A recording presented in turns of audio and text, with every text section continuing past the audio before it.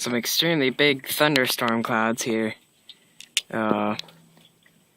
Saturday, July 6th in the evening, that have just rolled through.